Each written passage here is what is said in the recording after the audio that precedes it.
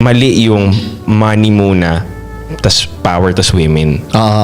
Si Pio, pinagdaanan din niya nung broke boys pa siya, na nang bababae siya ng broke. Dati yan. Oo. So tama pa rin. Marunong siya na makisalamuha sa tao nang wala siyang pera. Gets. Kasi, di ba, Explain mo nga ako. yung Scarface na palabas, di ba? Oo naman, oo. Doon, una ko narinig yun eh. Money, power, women. Parang ganun yung formula niya eh. First get the money, then get the power. Tapos darating na yung women. Parang ganun. Tapos napag-usapan nga namin, nalaman ko na rin mula sa ibang mga OG na mali yung pattern na yun. Ang tama talaga dyan, ano ba, women muna o power muna? Women Hindi, nga dapat parang power tol, power ata una. Power muna. Tapos women, tapos money yung huli. Kasi kadalasan ng mga inuuna nila yung money, mabilis mawala yung money sa Mabilis kanila. masunog yun. Kung wala kang power, lalo. Wala silang mga ganito. Hindi powerful yung ganito nila. Hindi powerful yung mga emotions nila. Yung ethics nila, hindi nila control. Dahil wala silang experience sa women. Ubus din agad yung pera. Madaling bumagsak yung empire. Pero pag yung inuna mo muna yung mga, ayusin mo muna yung tikas mo. Tapos ayusin mo muna yung relationship mo sa babae at lalaki din ha. Siyempre, kailangan mo mag-network, di ba? Yes. Kaya ayusin mo lahat yun. Yun ang magiging rason para makuha mo yung perang yun. Kasi magaling ka na lahat sa mga ganun. Matikas ka na, cool ka na tao, di ba? Yung iba kasi pera yung inuuna nila eh. Sa ang nangyari ngayon, lalo na ngayon. Ngayong year na to, gumagana ngayon yun sa iba dahil isang click mo lang ng button, mga crypto mo, boom, biglang maging milyonaryo pa, mga ganun shit, di ba? Dami So ito ang nangyari. Yung mga loser na ganun, magkakaroon silang maraming pera, ganun lang, ngayon nagiging target ngayon sila dahil Wala silang power. Kaya ang dami pera ng OnlyFans. madaling kuhain madaling agawin sa kanya. Mga ulaga. Ganun sila Kasi eh, di ba? pag pera inuna mo, ang gagawin mo sa power at sa babae, pareho mo na lang babayaran. Ay, totoo. So basically, yung Ay, respect, tama gusto yan. mong bayaran, yung babae, gusto mo na lang bayaran. Kasi nga mayaman ka rin. Binibili mo yung power ngayon at yung babae, di ba? Pangit yun. Maiirita ka pag hindi mo mabili. Oo, tama. Tsaka Maiirita ka, ang yaman mo na eh. Tsaka tol, ayaw mo nang paghirapan ngayon. Ayaw mo May pera ka na. paghirapan. Piling ko na lang tong power at babae ngayon. Hindi ka tulad pag magaling ka na sa babae and power. Nauna mong aralin yun, alam mong mag-navigate doon ng wala kang binabayaran, wala kang... Talagang legit yung skill mo. Oh, legit. Tapos pag nagkapera ka na, hindi mo ngayon babayaran yung power. Yun. Nakuha ko nga dati nung wala akong pera eh. Tama. Tama. Diba? O, diba? Tama, Parang ganun. tama. So, power, Yun yung pinakatama women. dun. So, mali. Scarface, mali ka. Hindi, alam mo, sa totoo. Pero hindi naman natin tinitignan ng patterns talaga ng drug lords, di ba? Pinag-usapan natin yun. Nung bata ako, Yun ang tinitignan idol ko si mo. Scarface. Pero nung tumatanda na ako, ayoko pala ng ganitong buhay. Si Escobar, di ba? Nakakatakot. Ayaw. Si Dati Pablo. rin, Pablo Escobar din. Bata ako. Ako rin naman. Idol talaga, idol. Pero nung tumatanda na ako, ayoko ng ganitong buhay. Oo, tol. Parang tago ko ng tago. Hindi. Lalo na nung nakita ko na baril siya. Lalo na nung nakita ko na baril siya sa bubungan, tapos Doon ka nakalabas yung tiyan natagpuan. niya. Doon ka natagpuan. After all ng paghihirap mong pagpapayaman mo, ganyan ka lang papatayin. Totoo, Mismo. totoo. Pero, ako para sa akin, palakpak pa din ako dahil grabe yung movie, yung buhay mo talaga. Kung Siyempre. isipin mo yung pinag-uusapan Wala pa rin nga rin nakakatalo natin. sa kanya. Tsaka higher risk yun eh. Di ba? Kumbaga yung tapang na binigay nila at pinakita nila.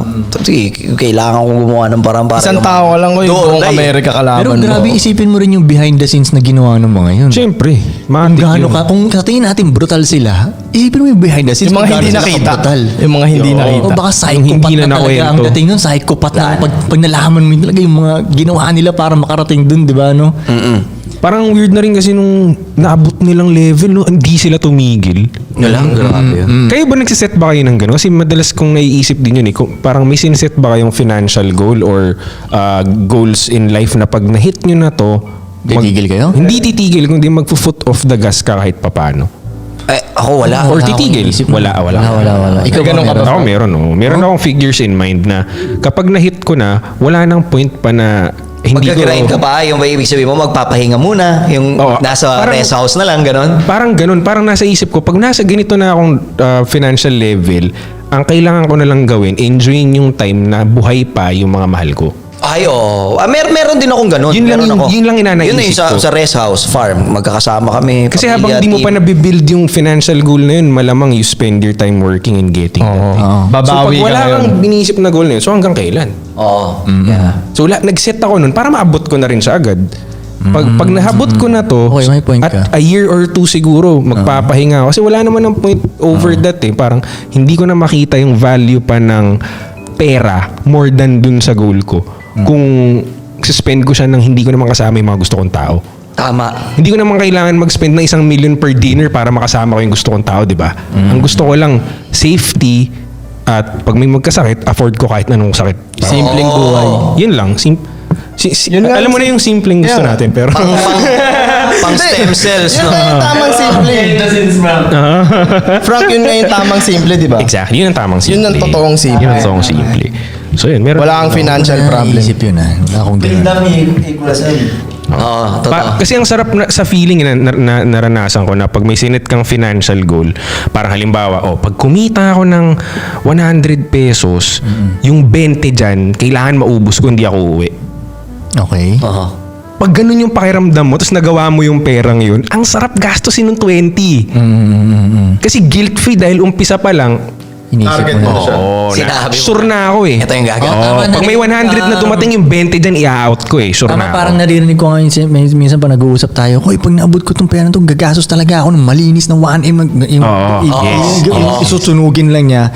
Yun. Naririnig Gagawin ko nga yan. Wala akong ganyan eh. Ang sarap sa pakiramdam talaga. Sarap. Isipin mo na lang halimbawa, yung nanay ko, bigyan ko siya ng cash, 'di ba?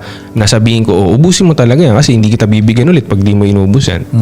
Parang ganun. Hindi ang sarap sa pakiramdam, 'di ba? Ang sarap sa pakiramdam na kailangan ko ubusin 'to. Mismo. Wala pa sa kamay ko yung perang yun. Ang sarap, gusto ko na siyang ubusin. So pag dumating na siya, ang sarap-sarap na sa pakiramdam. Hindi parang lost na, may dumating akong pera, ano kayang bibiling ko today? Hindi, planado rin yung gusto kong bilhin. Planado rin siya. Parang ganun. Hindi ko naisip yung ganun pa.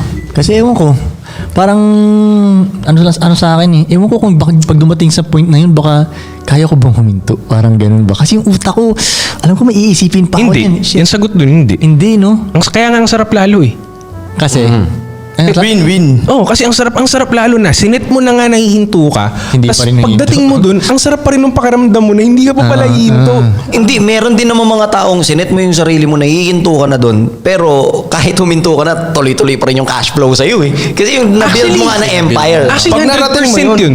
100% Pag yun. narating mo yung stage na yun, malamang yung cash flow mo nun, tuloy-tuloy na talaga. Oo, totoo. Yung isang Wala na, mentor ko wala ka ganyan ng eh. choice. Sabi niya sa akin, nag-build siya ng, anong tawag dito, investment brokerage at 20 plus something. At 30 plus gusto na niya ihinto kasi may bago siyang business venture. Gusto niya mag-focus dun. Sabi niya sa akin, hindi ko mahinto. The business doesn't wanna die. Mismo. Inihinto yun. pwede kasi nasa dugo rin talaga natin tuloy. Nasa dugo natin siya na hindi, yun talaga yung ginawa tayong ganyan eh. Hindi ka, Ito pa ako, inarealize ito ko ba? sa pagtrabaho natin, pag tagal-tagal kasi ng trabaho natin ang mangyayari, yung output at result na nakukuha natin, hindi na proportion sa ginagawa mo ngayon. What I mean is, sobrang laki mo nang na-build mong foundation, yung inaani mo sobrang dami na.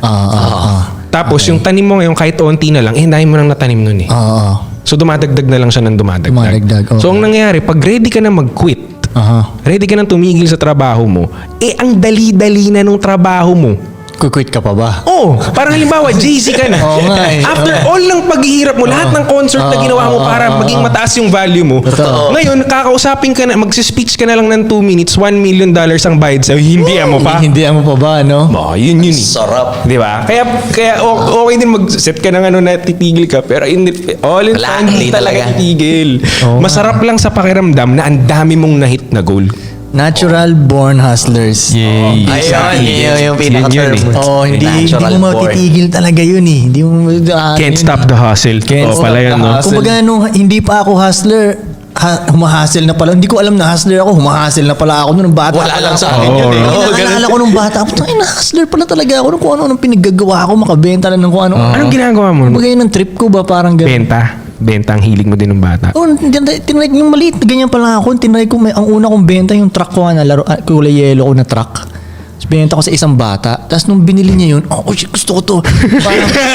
Parang ngayon, ang ginawa ko, Unang high ng benta eh, no? Unang high ng salesman, parang no? may nagawa ako ng sarili kong pera ba? Oo. Kahit maliit lang, inuto ko lang yung bata. Totoo, Tinatang yellow sarap na yan. truck to. Nagkaabutan, no? Oo, ganun. Nagkaabutan. Tapos nung binili niya sa akin yun, nag-isip agad ako, ano pa mo pwede kong mabenta? gumawa ko. Ganyan ako nung bata din, tol. Naggupit ako ng papel ba? Yung white lang, yung bond paper. ginawa ko siyang comics, gano'n. Tapos nag-drawing ako ng sarili kong storya. Hanap ako ng batang mabibenta ng storya ako ng Galing. comics. Oo, tol. Yun, in-stapler ko siya. Story ganun. talaga gusto ibenta ni Koy. Tamo, pag nag-backtrack tayo nung childhood stories, no? Siguro, no? Siguro. So, Oo. yun yung vlog nun eh. Oo. Story. Comics eh, no? Yun yung vlog mo nun eh, no? Comics, Nabenta no? ko sa kanya parang 10 piso. Dati medyo big shit pa yung 10 piso. Isang dati. episode, no? Abutan ko pa yun. Ganun ako katagal na sa Earth. May silbi pa yung 10 piso dati. Binenta ko sa kanya 10 piso comics, oh. Parang ganun. Oh, nabili naman niya. Oh shit, gusto ko to. Kung ano-ano nang binenta ko nun, parang ganun. Hindi ko pa alam yung word na hustler. Wala akong alam. Kumbaga, yun lang talaga yung DNA ko ba. Parang ganun. Siguro yung mga genes natin na galing ng unang panahon. Oo. Yung ganun. Ang mga hinahasal ko, mga Nagbabarter. tito-tito ko eh. Ha?